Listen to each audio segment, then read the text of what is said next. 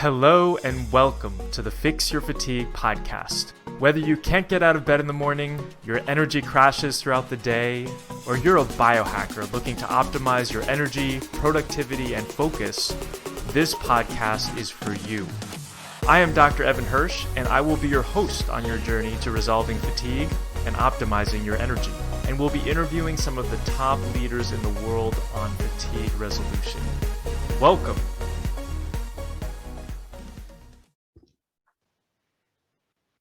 Hey everybody, welcome back to the Fix Your Fatigue podcast. I'm so glad that you're here with me today because today we're going to be talking about cold therapy with my friend Jane Hogan.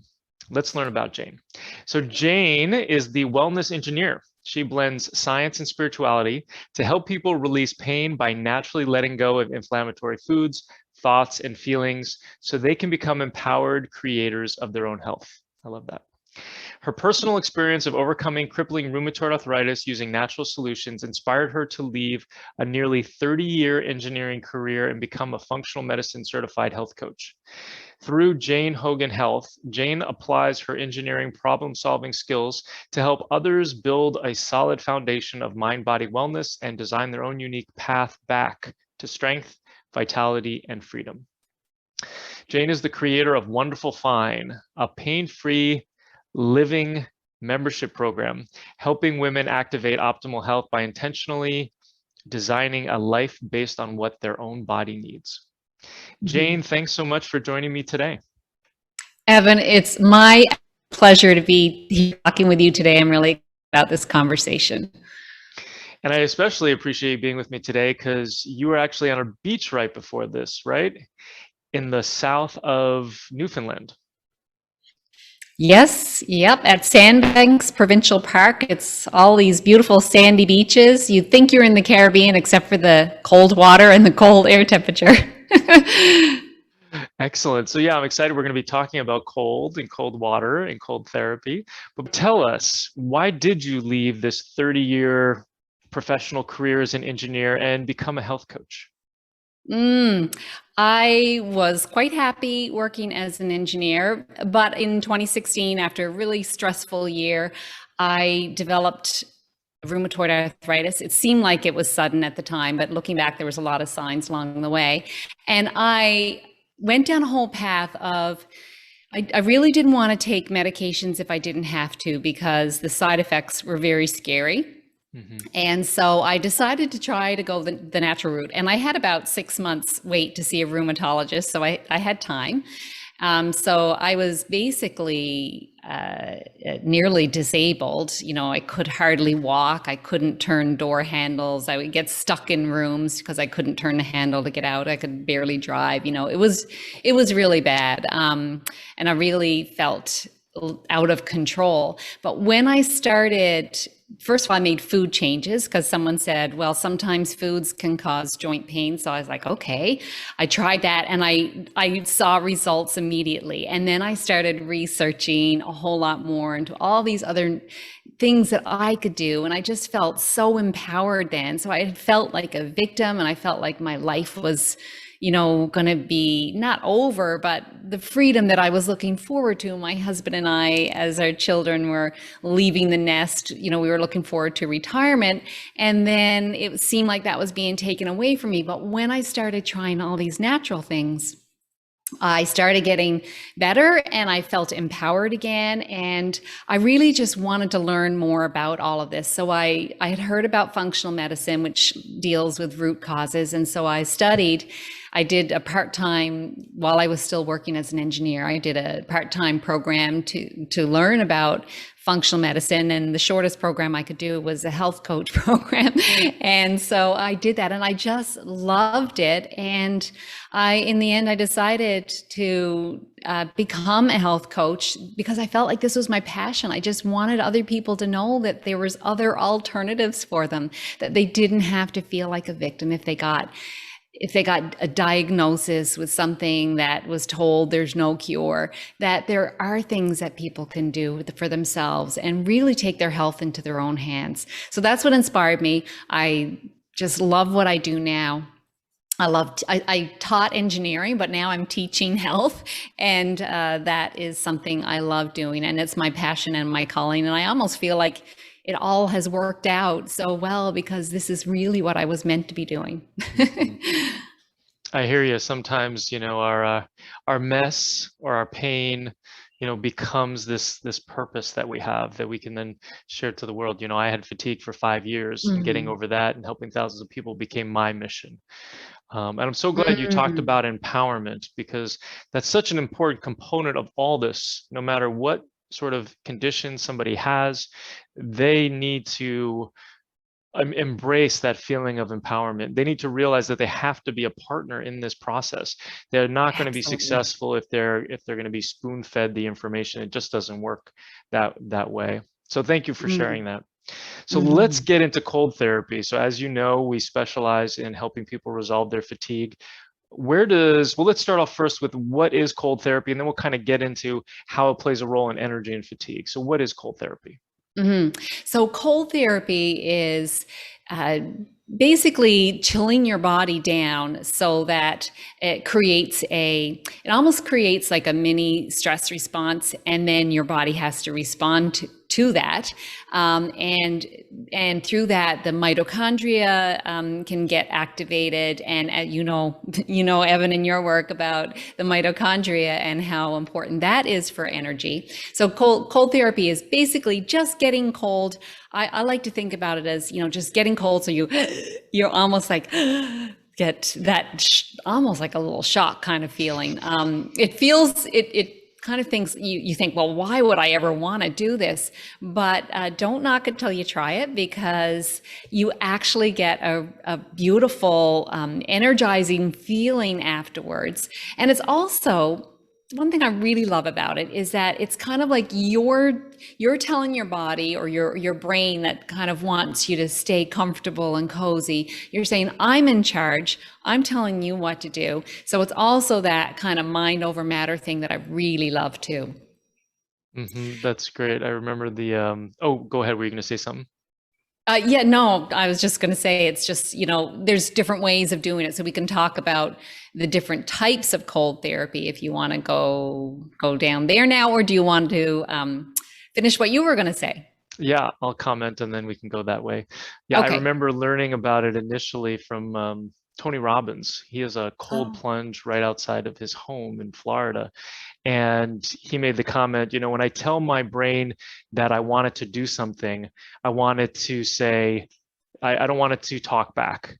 So many right. things in life, if we want to be successful in our health, in our businesses, in our relationships, whatever it is, there's so much negative self-talk that ends up happening. So I love the fact that you said that too, because that's one of the ways that I use it as well, where Mhm. I'm just like, okay, I'm just going to breathe through this, and I'm going to remain the calm in the center of the storm, and I'm going to do it even if my body is saying that it doesn't necessarily want to do it. Mhm. So let's talk Mhm. about the different ways that you can do cold therapy.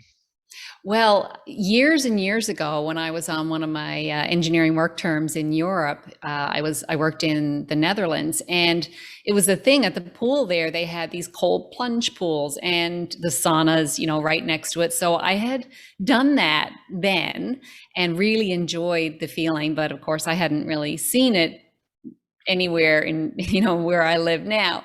But yeah, so that was the idea, this cold plunging, and then in my journey, when I was looking at different health hacks and things you can do to lower inflammation, I came across cold therapy. So I was like, okay, I'll start having a cold shower. So I would turn my shower to cold at the end. And I started with just like, just a few seconds, and then building up. And it took me a long time before I really got to the point where I would say, instead of like just like enduring it, instead getting to the point where this feels good, I love it, because that's really where you want to get.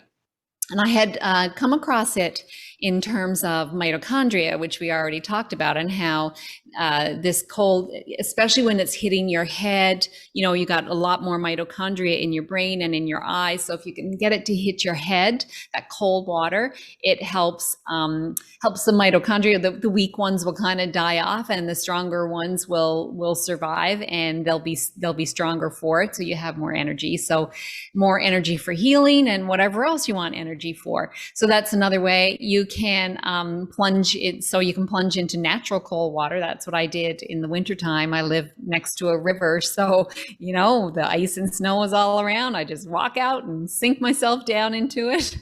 And, it's just like, whew, a real great shock. Feels great afterwards.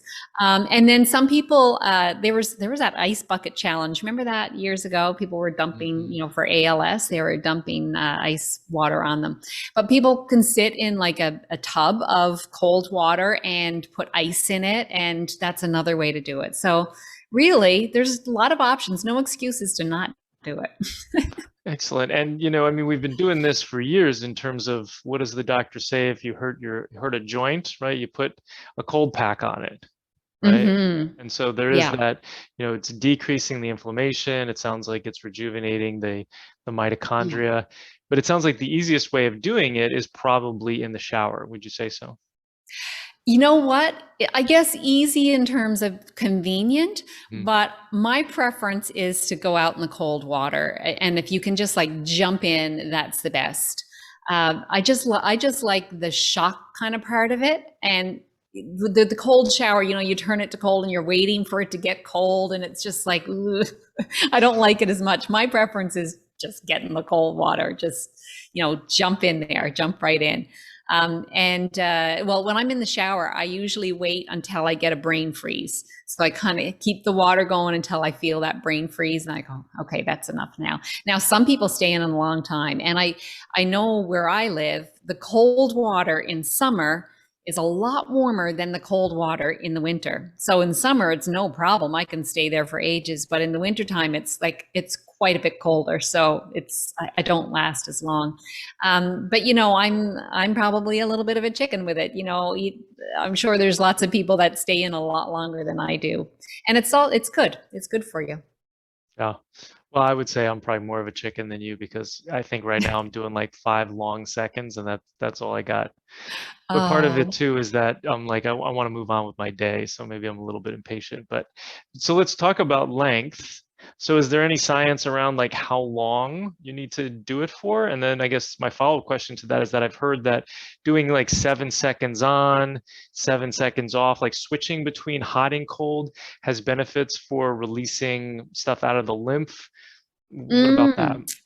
Yeah, I've read that too, Evan. And so some people will do that in the shower, especially, you can do that in the shower, turning from cold to hot. Or as I said, when I was in Europe years ago, like going into the sauna and then going into the cold plunge, and then keep doing that back and forth.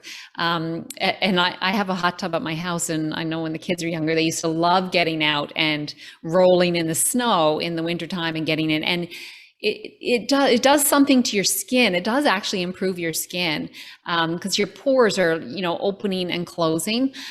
So there's definitely benefits to doing that, the alternating hot and cold. Excellent. And so it's releasing is it dumping the lymph as well? Is that true? Is that something that's accurate? I don't know if there's studies on that or not, but it does make sense to me, because our lymphatic system does not have a pump, right? So it relies on movement, and I guess even that constricting, that opening and then the constricting would create, it's almost like a pumping effect. So it makes sense to me that would work, but I don't know the exact science on it. Mm-hmm. Yeah, that's fine. And then is there a period of time that you should be going cold for? Period of time. I don't know that I've read anything on, you have to do a minimum amount in order for it to be effective. I think just start doing it, and anything that you're doing is going to be good and helpful.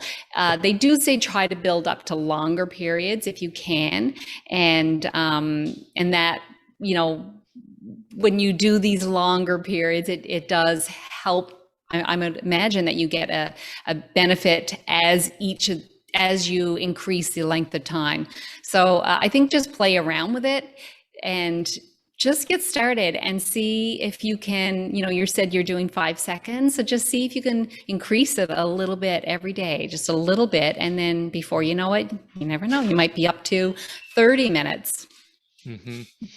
Yeah, I think that's a great idea. And I think for the people who are listening. I said 30 minutes. I meant to say 30 seconds. Okay. Sorry. Well, I've heard of 2 minutes in ice baths, so it seems like doing somewhere between 30 seconds and a couple of minutes may be advantageous.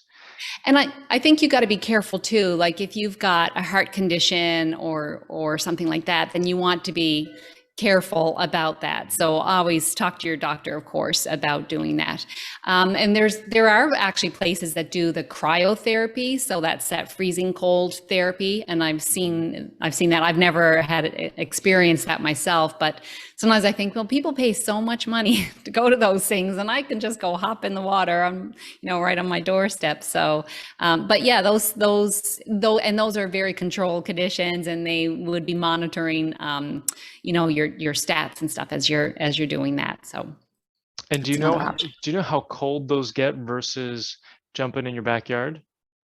They are very cold. I know that. I'm not sure what the temperature is, but they are quite cold. But your head doesn't go in, from what I've seen. Well, I guess there's different systems, but the one that I've seen, their heads are outside of it. So, but there may be some systems where their heads do go inside, but it's quite cold. Yeah, and I think you're supposed to be wearing clothes or some clothes. I remember hearing a story about a professional football player who didn't wear socks, and he ended up getting mild frostbite. Wow. So I think that, it's got a bunch of different rules, but it's using the same principles. It sounds like it's got a bit of the hormesis, where it's stressing the organism so that you can have some of that healing, but then it's also a wonderful anti-inflammatory, and then it's boosting mitochondria as well. Is there anything else that it does too that we haven't mentioned? Well, I mentioned the skin as well, how it improves your skin, and just a sense of well-being. I think it has been studied actually that it does help people with depression. So it does give you this sense of well-being, and I think it's because it's sort of taking control. And so it has been studied for that as well. So just that overall sense of well-being. So the emotional side of it as well is very helpful. Excellent. And I think that this could be a really nice technique for some of the people who are listening right now with low energy and fatigue, if they can't exercise as well. It seems like that there are probably some similar benefits where you're stressing the human organism in a way that allows for some significant healing. We know that exercise is a bit of a panacea where it helps everything, but if you're so tired that you can't do exercise, what kind of movement or what kind of like a shocking sort of event on the body can you do that can potentially get things moving? Would you agree with that?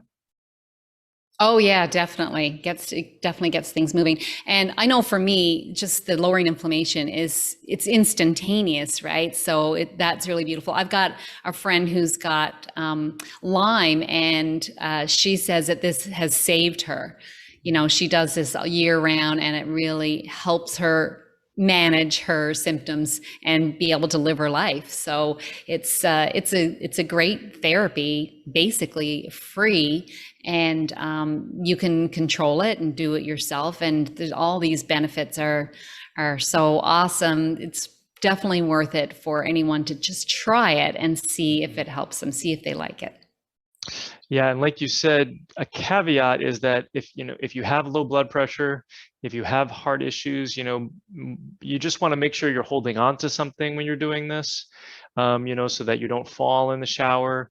You want to test it for Mhm. a couple of seconds, see how you do. And like so many things that we talk about in our program, it's baby steps. You start low and you go slow and you increase slowly and you see how you do it and how you tolerate it. And if you feel worse, you just back down Mhm. and potentially start again.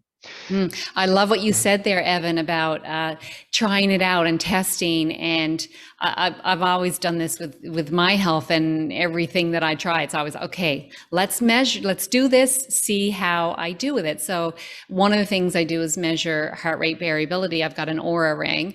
And so I could see that when I was doing this, my heart rate variability went up. So heart rate Mm. variability, as you know, it's an indicator of health. When your heart rate variability goes up, you're healthier, you're less stressed. So it's great if you can monitor, and even a simple thing like monitor your pain levels. So try this out, monitor your pain levels, see if they're dropping over time. It's beautiful doing these really with anything, doing an experiment of one person. You are the person and you know your body better than anybody else. So you can really keep an eye on how things are going as you try these different things. Excellent. Well said. So tell us a little bit about this free gift that you're giving our listeners, the audio bundle. What is that? Okay. So this is it's 3 audio files, so they'll be able to download them, and they are for pain relief and just for feeling more peaceful and calm. Because as we feel more peaceful and calm, we move into the parasympathetic state, which is where healing happens, where all the good things happen, which should be our normal state. So these are all designed to help get people into the parasympathetic state. So I've got 108 affirmations. So these are affirmations for health and well-being, for pain relief. And so these are really great for helping to reprogram our subconscious mind, like stop those negative thoughts from going over and over again. So replacing them with positive, empowering, and healthy thoughts. And then I've also got a guided meditation for pain relief. And then the other thing I have in there is a heart focused breathing. So it's a guided breath work for focusing on the heart. And this is really beautiful because it brings our heart into coherence, the heart and brain into coherence. And then when we have that happening, our brain is in coherence, and then we make better choices. We get into that parasympathetic state again. And so that's where the healing happens. So I really love the heart focused breathing, especially. And so that's it. They can just go to, I'm sure you're going to share the link with them where they can download it for free. Excellent. Yeah, thanks so much for sharing that with us. I know that people will get a lot out of that. So go ahead, click on that link below if you're listening or watching and check that out. So before we adjourn, I do want to hear more about your pain-free living membership program, The Wonderful Fine. What is that? Tell us more. Wonderful fine. Well, the expression is a Newfoundland expression. So I live in Newfoundland, and it's like the best version of fine. So, people would say, oh, it's a wonderful fine day, which means it's a really great day. It's not just a fine day. And so I used to think people would say, how are you doing? I'd say, fine. People say fine, fine. But what about being wonderful fine? It's so much better. So this program, it's a month to month program, and it's for women, mostly 40 plus women who have pain and inflammation, and they want to do something about it. And so I help them lower the pain and inflammation, create more energy, and also just feel more peaceful and calm. So I do a mindset lesson every week. I do yoga and breath work. I have a kitchen coaching session where they can just ask any questions at all. And sometimes I show what I'm cooking in my kitchen. And I also have group coaching and a guest expert in once a month. So it's a really lovely supportive group group of women. And we do intention circles too, where we intend for each other. If someone's got a particular health issue or something they're facing, we will intend for each other. And so there's that power of the collective mind, and it really does help focus energy and focus, where we put our attention, right? Energy goes. So we focus our attention on helping one person, and we take turns with different people, and that's a really wonderful, fine thing. It sounds wonderful, fine. It is. It really is, Evan. Yeah, we'll put the link below so people can learn more about it.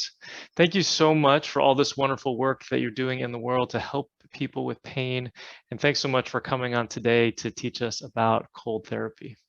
Oh, it was my great pleasure to do this, Evan, and I really would love to hear from anyone if they try it. And what do you think? Did you notice any lowering of pain and inflammation, or an increase in energy, or just feeling better? I'd love to hear from your audience if they've tried it. Thanks so much for coming on today, Jane. Thank you, Evan, for having me. I hope you learned something on today's podcast. If you did, please share it with your friends and family and leave us a 5-star review on iTunes. It's really helpful for getting this information out to more fatigued people who desperately need it. Sharing all the experts I know and love and the powerful tips I have on fatigue is one of my absolute favorite things to do.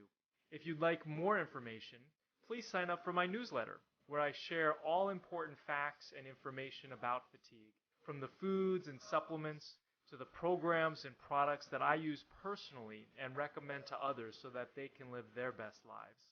Just go to fixyourfatigue.com/newsletter to sign up, and I will send you this great information.